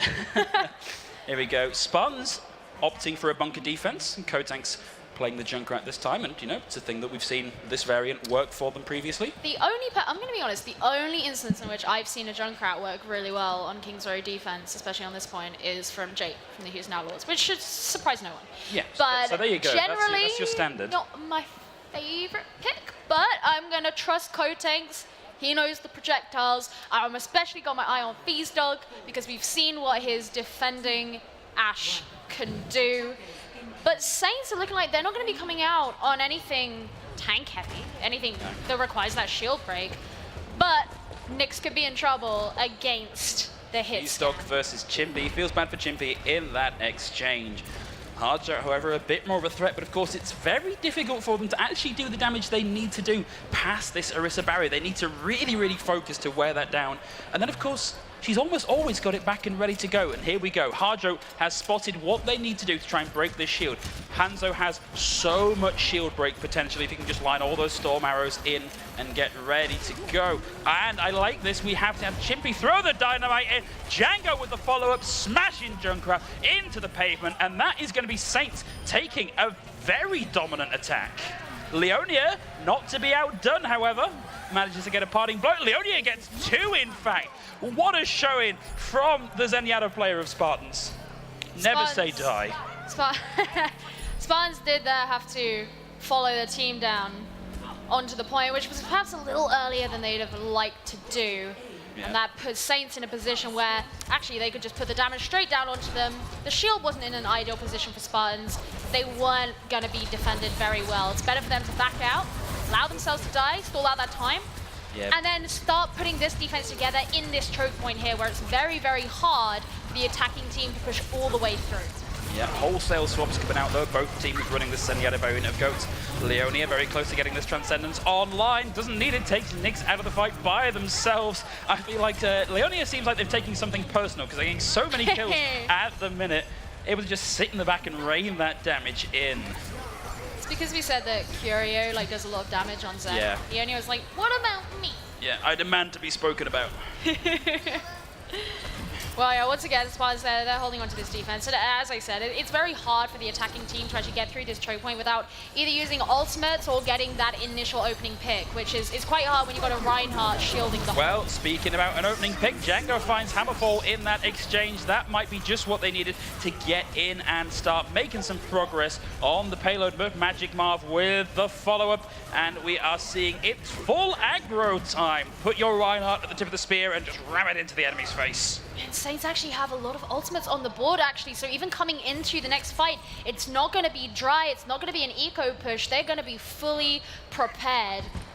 They're waiting for Spartans to actually get back. Yeah, guys, we've got ultimates. We've got ultimates. Come back so we can throw them at you. Yeah, they're playing very far forward here, which is what you frequently do, especially with the Zaryas, because they want to be building up their charge. See, Hardjo's only at about 50 right now. Well, yeah, there we go, all the way up nearly to 100. And this is great. Oh, Big Shadow comes in, puts 2 tanks on the ground. No kills coming out of it. Self-destruct, grab it on Surge. 3 for Chimpy and the D-Mech. So integral to these team fights. I don't know if I'm allowed to clap when this happens, but I just want to join in. Not allowed to show bias cheer. Come on. Yeah, I'm clapping for everyone. Go on. But yeah, of course, I said Saints, they had those ultimates ready to go, and they decided to use them. And that can be, as we saw when Spartans were making their attack, that bit there of the map can actually be a little bit hard to break through. So if you have those ultimates online, and you'll have that decisive fight win, then you may as well use them. Yeah, absolutely. But we did see them get, when Spartans were on their attack round, they got held at that position for a very long time. But now, Saints, they have 4 minutes to go to get in this self-destruct in over the back of a Graviton Surge. Actually, managing to charge Django out of the way. They were the only target core in that Graviton Surge. The kill comes through anyway, but this is going to be Spartans going to try and get those kills. They say, no, we also have ultimates, and we've got cooldowns, and they've all got your name on them, Saints. It's always great when you manage to actually bring people down as they start to try and disengage, because it takes them longer to respawn than to just do a soft reset. But Spartans, they've got some defensive ultimates ready to go. Oh, he got stunned out of the Earth Shadow. That's going to feel very, very bad for Django. No tank ultimates left online for the Saints. Hammerfall coming in, gets that final swing in to secure the presence of their Earth Shadow, ready for the next fight. This, again, is looking very, very good for Spartans. Still, 3 minutes, 33 seconds left on the clock. Saints can do this. They've got plenty of time. That was really bad for Saints, and don't forget that all the while the payload is moving backwards and Hammerfall is ready to use his own Earth Shatter, but Hardjo is getting closer and closer to that grab. Has the Graviton, 60% energy, that's in a pretty good position. Sound barrier coming out, and they're using it aggressively, but the counter comes out. Mr. Tix gets in with a burst of their own. Graviton Surge, self-destruct. They go scattering like bowling pins as Chimpy gets enabled for another 2k on a D.Va self-destruct, and it's cleanup time. Oh, that's got to feel bad. Patchak pops the rally, but gets taken out after only a few seconds by Curio. We've got another couple of team fights ready to go, I think. 2 minutes, 42 seconds left to go. Still a lot to play for. And that's so key when you put those gravitons down, is if you can boot them away or if you can charge through with the Reinhardt, you allow the team to be so much more open and vulnerable to self-destructs because they don't have the shield shielding them. Yeah, but Saints have a lot to play with now. We've got Nyx having thrown the rally into the fight. Chimpy, that's his third Graviton Surge eat of the game so far today. Self-destruct comes in over the top from Kotex, doesn't find anything. Does force the Transcendence out of Curio. Harjo, 87% of the way to another ultimate. He's so quick at charging these. He's almost always got 60% energy above, currently at 100. Gets the Graviton Surge ready to go. Needs to be careful. Does not want to get it eaten by the enemy D.Va. No, it lands and it's good, but Leonia comes running in with the Transcendence, but they stack support ultimates. The Sound Barrier comes in over the top. Padshak uses the rally as well. They just want to go all in on securing this defense, but it might not be enough because Harjo, with a bunch of helpers in the kill feed, takes Padshak out of the fight. Hammerfall throws the Earth Shadow in, doesn't find anything, but we've got another Graviton Surge in from Feazdog. That is going to be the kill starting to come online for Spartans as they lose Smoke Magic Marvin, Harjo, Chimpy with the parting blow. No Reinhardt's left alive on the field for anybody, but that is going to be a hold for Spartans. 1 minute 26 left to go. Spartans are actually able to hold that because of the damage that was dealt into the Graviton Surge, but it's just such a shame for them that they used so many ultimates beforehand that got no value. Well, the support ults get value, but stacking them is bad news because it makes you so open and vulnerable to damage. It means you don't have them available for the next fight. And of course, the Earth Shadow going straight into the shield, not getting anything, but I heard big one Shadow just finds now. 3. Is that going to be what opens the door for Saints to complete this map? Here's an Earth Shadow, self-destruct coming in around the top. Django falls in the fight, and that's going to be Spartans coming back in again. Leonia coming in, not quite able to keep Hammerfall alive, but does secure the defense as Saints come back in out. They know that they've really only got one more shot at this. Yeah, less than a minute now. In fact, just about half of that time, and Saints have got about 9 meters to take this payload with an entire team standing in front of it, preventing them from reaching their destination. And Spartans have so many tools. They've got the 2 zoning tank ultimates. They've got the Sound Barrier ready to go. Harjo needs to get the mother of all Graviton Surges, and there we go. It's good. It gets a lot of people, but look at that. The defensive Shadow coming out from Hammerfall. Django falls down. Here's a self-destruct coming out from Chimpy. Does find one. Padshak falls in that exchange, but it's Chimpy and it's Curio on the point, trying to keep it in overtime. Kills starting to come online for Saints. Koting secures the D-Mech onto Chimpy, and we've got Nyx in there doing their best to take this pilot D.Va form out. And is this going to be it? It looks like we've got kills on the board for Saints as they come into this final push. Only a handful of meters left to go, but the respawn is going to be so quick for Spartans coming into this. They've got to be so diligent about coming in and getting this done. Saints starting to get the kills. They need to open this up. We are in overtime, but we are getting progress on the payload. 3 meters left to go, 2 meters. Just need to get these few pesky kills in at the end, and we're going to be going to round 2 on King's Row, everybody.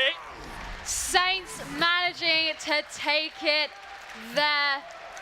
Everybody threw everything at the end there. Spartans taking Django out, stunning him, using all of their ultimate. Saints using their support ults. But it was again all down to that aggression, all down to the high charge Zari, all down to the coordination. And Saints were able to keep Spartans back, which means they both have 1 minute on the clock. And they both managed a really, really quick cap of point A on their attack runs. So it's not that uncommon to see a team take a payload right the way to the end. If you can build that momentum, we could see maybe another, I don't know, 7, 8 rounds on King's Row. Who knows? Here's the thing, though, is they both had fast attacks on point A, you're right. But they also both saw the composition that the other team was going to run, and that was their preference. No one goes into these maps expecting to go into another round, which means you may see some change-ups as they, don't want the same thing to happen again. Saints, they're going to be going for the traditional GOATS composition, but Spartans actually here on their attack. Potentially go for something else. I don't know if Kotanks is gonna stick with this, but if he does go with the Mei, bear in mind that her primary fire, the Endothermic Blaster, has had a buff in this latest patch, and that can be super dangerous for tanks. If you can freeze them and then you can deal the damage in, they can be taken out of a fight very, very quickly. And of course, if you can build up that Blizzard, that could be key.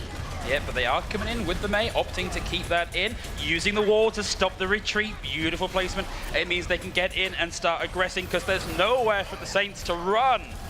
Taking early control of the point, and beautiful wall placement. Splits the team. Beesdog coming in with the damage. Beautiful play from Spartans, using that Mei pick to such great advantage. Yeah, straight away, it was the Mei that allowed them to get it, putting that ice wall behind in Saints' only route of disengage, which forced the tanks against it. Then you freeze the tanks out, get rid of that Zarya. Very, very easy from then on for Spartans to just clear up the tank. Yeah, and I think there was all the element of surprise. Nobody expected Kotanks to be coming in on the Mei, but we are now about to go into overtime. If you've never watched this before, they get no additional time if they spend too long off the payload. That is it, Chimpy. It's a key kill. Kotanks going out of the fight, but Beesdog with the high energy takes Django out of the fight. Has the Graviton Surge there, ready to go, but they get taken out by Curio. Curio with the right click, taking Beesdog out of the fight. Big Shadow comes in. Doesn't get Magic Marv, and that's key because the sound barrier stops any kills coming through. Hammerfall gets the kill onto Nyx, and the Blizzard in play. Kills coming in on the back of that. The clutch ultimate we didn't know we needed. And once again, the Ice Queen, Mei. She is the reason the Spartans are allowed to continue on to this next phase through the streets of King's Row. But of course, Phil, you mentioned it there. Overtime will continue, and Spartans cannot step off this payload. Oh, and this is big. Chimpy has a self-destruct. He can force them to scatter if it's placed right. So watch out for that. Chimpy's self-destructs, they have been really, really scary. And of course, into this streets phase where it's very narrow, there's very few places to run. Could be the thing that brings them down. Well, there's dueling Graviton Surges, but it seems like there isn't a lot of reason. Chimpy! The absolute lad coming in big with another 3K. That might be all they wrote for Spartans. Kotanks and Pajang left alone on the point. Rally coming out with got another Blizzard from Kotanks, but it needs to be the mother of all Blizzards to keep this fight going. Gets a kill onto Magic Marv. Oh, and Walls of Curio can't get into the rest of the fight. Kotanks! How is Kotanks keeping this fight alive by himself? Spartans coming through. They've got control of the payload. They're going to get point 2. Oh my god, imagine being a Zenyatta and turning around and there's a hamster and a ball in your face just shooting at you. It must have been absolutely terrifying, but you're right.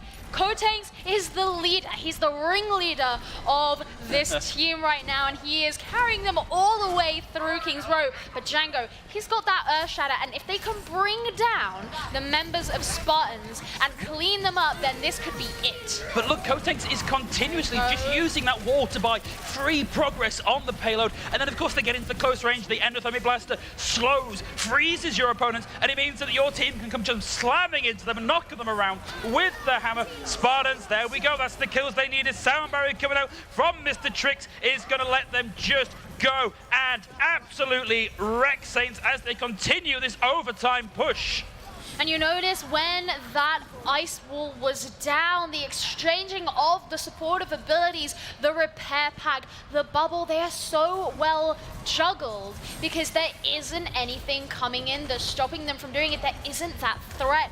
And it also means because they're not having the incoming damage, those cooldowns don't need to worry so much because they'll be back once the fight resumes. Well, that's big. Curio takes Mr. Trix out of the fight. Sound barrier coming out from Saints, but it's another Blizzard. Despite Curio getting in and getting those kills, he comes in with the trance. Huge, and Spartans step off the payload. Saints stop the payload just before we cap point C, but boy, what a push. I think it partially came down to that Earth Shatter at the end there that came out from Django, putting a couple of members of Spartans on the floor. But Saints, they've got a really hard time now. They've got to get this 62 meters in just a minute. Well, you know, well, they get it if they take it into the overtime. We did just see that happen, but that doesn't make it any less scary, Phil. No, I think the problem is we have this free-floating agent of chaos in Kotanks, who has just gone, do you know what, guys, I think it's not meta, but I'm going to pick Mei. And then that Mei was so key in that offensive push, either from zoning for the walls or the ability to pop a clutch Blizzard and then 1v6 the entire team. Opting for the Torbjorn pick again today. Oh my god. I mean, I guess, you know, if you're about to win the series off the back of this, you may as well, right? But you know, it's a thing that we have seen work for them previously. It's maybe not quite as favorable. I want to see it. I want to see it thrown onto Mondata. I've seen Torp turrets be put there before. Yeah, and it's the one great. place nobody thinks to look, on top of a statue of a robot monk. No one ever suspects it. Okay, but this could be it, guys. This could be the end of the series. Let's hear some noise for our team, Saints and Spartans, as we come into this attack round. Let's go. Let's go. All right, Saints, they're going to start making their own attack. Shielding things. They're going to be going through Hotel Fill. Yeah, smart avoids a lot of that damage, allows them to get a nice low angle where that bunker comp can't actually do the damage it needs to do to succeed. But a quick rotation coming out from Spartans means that they are able to start doing some of that damage. And we are already halfway to the point being captured. Nobody coming out from Spartans to contest, but Django gets thrown up into the air by Leonia Samarishu, and that was a combo with the Graviton Surge, Magic Marv getting the equalize. This is very, very back and forth. Curio getting another kill in the kill feed, but Hammerfall there with the Orisa pick. And boy, Curio likes being in the kill feed an awful lot. And when the smoke clears, Spartans are just going to hold on to that point. But if Saints are quick about this, they can get in and really press the advantage. Well, yeah, actually, it was interesting there that the turret was what brought Harjo down, because you don't want to be staggered because they don't have much time to come back in. They have to stay on the point now. Yeah, here we go. Hammerfall has had to come down and contest or risk giving up the point entirely, but we are now in overtime. No Zenyatta's left on the field as they both volley into each other and die. As a result, no mech left for Chimpy. Harjo with the high energy. Sound barrier coming out is going to keep the Saints alive and in the fight. Buy them some time to generate some more autos. And it's Nixon McMagic Marv in the kill feed. Kotex already with that hot Torb goo manages to make the point too hot to handle for the Saints. Is that going to be enough? Are we going to see them finally get rid of that one lone Mr. Tricks, and they cap the point in overtime? They're able to do it there, but the fact they were given such a hard time by Spartans is not going to make them feel all too good moving into the next part of this map, especially knowing just how far they have to take it. Having to rely on keeping one member on the point so that the rest of your dead friends can come back and join you, it's not ideal. Yeah. At least they're through the choke point. At least, yeah, it's a really, really good position to be in, especially with the ultimates that you've got on board. But again, Kotex coming in with the May pick, manages to split off the team. So luckily, managing to get out of that without anybody being taken down by it. Django has the Earth Shadow ready to go. Harjo almost has the Graviton Surge, but we need to be careful. They need to be applied in just the right position. Shadow comes in, puts 4 in the ground, but it does not get Leonia, who has the Coalescence Transcendence there, ready to go. Gonna see Chimpy, is he going for another 2K on the Chimpy bomb? They look like they are going to keep rolling this train along and cap point 2 with relative ease. We were saying that we were saying that Kotex was the agent of chaos, but Chimpy is the agent of bombs, like Yes. the agent of self-destructs. And as we were actually saying in Spartan's push, in that streets phase of King's Row, you're super, super vulnerable to those self-destructs because it's such a narrow walkway with very, very little chance for escape. So actually, Saints are getting pretty close to catching up. Yeah, very nearly there. They've got to keep Curio alive because there are 2 tank ultimates about to come in. It's all going to be down to whether Curio can use that Transcendence to keep the team alive. Here comes an aggressive sound barrier from Magic Marv, and as you say, stunned out of that hammer, but we've got a blizzard on the field. Django does manage to take, here we go, Curio with the Coalescence, doesn't manage to keep Nyx alive. Django falls in the exchange as well. Is this going to be the last bet for Saints as Spartans start to get the kills they need to really press this in? There's the shatter kill onto Harjo. Spartans, they do it, they take King's Row and the series. We have our new champion.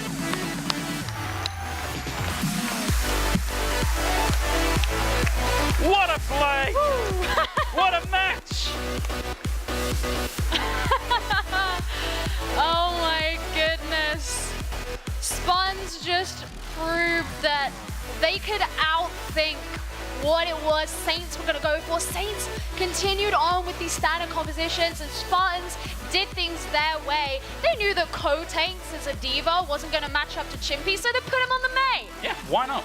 May's basically a tank, why not? Yeah. Oh man, so we have our new champions. Yeah, new name going onto the back of that trophy. Ooh. And what a trophy. Oh man.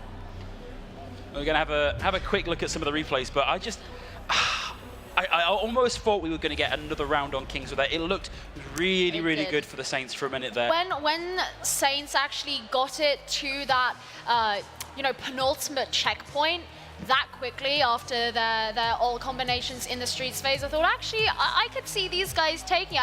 I could see us going on to a map 5. Yeah. But no, Spartans, they just, especially, all they needed was that blizzard. they just needed the blizzard. Yeah, it can be such a clutch ultimate, and I'd love to know what happened, because it looked to me like Curia came in with the Transcendence, which is 300 healing per second. It's very hard to actually get a kill through that, and somehow wasn't enough to survive the blizzard and the onslaught of damage coming in from Spartans. The thing is the Blizzard's got, I think there were 3 people remaining, and when you've got a team of 6, they can deal more than 300. And that's, when you've just got so much damage incoming, that's the kind of the downside to the Transcendence, and that's why it doesn't help you survive against a self-destruct. So, those of you doing that ladder, stop. It's great for sustained damage. It's not great for burst. Exactly. For burst damage, you want the sound barrier. There we go. Yes, I know how to play Overwatch. There you go. We're just seeing some of these replays right now. Some beautiful. It's so tense. Yeah, that take by Saints there, and I thought, is this even are they going to get this first point here? Yeah, it's one of the difficulties if you're trying to run that sort of high ground bunker composition. You've got to send somebody down on their own to contest the point every now and then. Otherwise, you just give it up for free. Yeah, that's the thing. You have to time perfectly when you're going to jump down, because you want to have dealt in enough damage, but then you want to also jump down so you can contest at the exact right time. And that's a decision that we sometimes see going wrong, and we actually saw go wrong a little bit earlier in the series. But if you can get it right, then as the defending team, you can just clean up the attackers. Yeah, but it's a real shame that that's the end of the series, because they've been so good to follow this team. But to wrap things up, I'm going to throw you over to Stu with our trophy handout ceremony.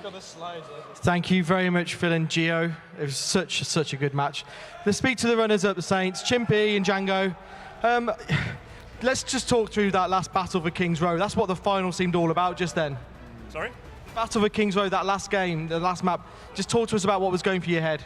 We were just honest. We tried to combo as much as possible, and we knew that they had a few ults, and we were just trying to work around it. But they just pulled off some pretty good stuff. I'm not gonna lie. It was so close. It really was just down to the wire. Sorry, do I sound a little bit hoarse? Because man, I've been screaming for the last God knows how long now, and I need a kip. Holy Christ. I think the crowd do as well. They've been absolutely amazing. You guys, your diva plays, I mean, you saved the team a few times with those pops. I mean, what was going through your head? Were you shouting at the team to get back with you at the time? Yeah. We told to come back, and then I send them out, and then everyone just floods in. And then it normally works somehow. I just deal with it. And of course, we spoke before the game, and you said that you've been trying to run more team strats, more scenarios. Do you think you might have spread yourself too thin with that? No. When we used it worked fine. We didn't swap as much as we should have. That's the problem that we ran into. Yeah, we had a little bit of trouble switching on some of our maps, but overall, I think we did very well considering how difficult the opponents were. And genuinely, I am very proud with how we've done and how we played, and definitely with how Stratford played. It was really incredible. I thought that's a brilliant way to finish off for the runners-up. We are all proud of you too. Well played to all of you. The runners-up, the Saints. And whilst they get their HyperX gear, let's speak to the winners, the Spartans. How does it feel? It feels great. Yeah, it was amazing. Yeah, finally. I mean... Let's go through some silly questions into the more technical ones. What's with the hand warmers, guys? It's absolutely boiling here. The crowd have been warmed up the whole arena. You guys were playing with the hand warmers between every game. The smoke machines are -5. It is so cold up here and windy. His quiff got redone 3 times. we had to. Good quiff game. Let's talk about that May play just then. You put up that wall on your own. It was just such an amazing solo play. What were you thinking? Were you shouting at the team? I was screaming. My voice got lost. But what play was it? The wall. When you put the wall up and you're on your own and you just managed to hold them off. Yeah, everyone said we lost, and then I had ult Mayo. It was me and was it you? Was it Brick? Yeah. We two-manned it, yeah. Cleaned up, we cleaned up. We had to use whatever we could in it, so it was a matter of one-on-one, you know? I don't know. You guys obviously were in the finals last time, but it was actually quite a different team. You got 3 new players. What did the new players bring to the team? They actually brought scrim experience, so we managed to focus everyone on a certain role instead of trying to flex everybody. We managed to have everyone in a certain line and to do things, and we can rely on each other than just kind of doing whatever like we did last season. So yeah, that's pretty much it. Well, you guys have been fantastic champions. There will be a new name on that trophy. Please do rise it up because we have some new champions. It's the Spartans.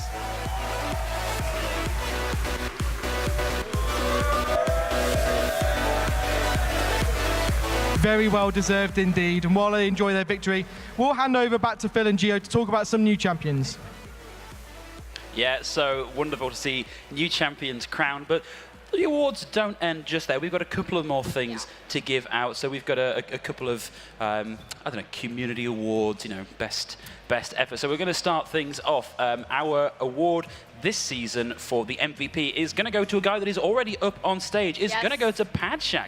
Padshak, MVP for this season. MVP of the entire season. Let's go. Yeah, really, really positive guy. Really good, strong influence on his team. Really beautiful to see him play. Second off, we have our Fighting Spirit Award, which is, this goes out to the team that maybe weren't the best performing team, but, you know, kept their head in the game, had fun doing it, just a really, really good team to play against. And that's going to go this season to the Bristol Smugglers. And lastly, we have our community champion, who is going to go to Ruggy Ram, who is someone who is known a lot. I'm hearing some clapping. No, we know a lot in the community. He does so much for it. His name is kind of everywhere. Everyone knows who he is because of how much he does. And he's actually also a great player, so. Yeah. Yeah, so really well done to all of our community prize winners. And thank you all very much for tuning in to watch. We hope you've enjoyed this this broadcast. And we'll hopefully see you for more Belong.gg Overwatch Arena Clash coming up next season. Take care. And don't forget, you can play in it if you want. Go to your local Belong Arena and you could be on this stage. Yeah, make it happen, guys. We'll see you around. Thank you very much indeed. Now, of course, as the guys have said, there will be another season of Overwatch at the Belong Arena Clash, so you guys will have a chance to defend it. It starts on the 29th of May. Please do get down to belong.gg. We want to see you there. These guys did it, and they managed to topple the champions. Take care, and we'll see you back at 5:30 with FIFA.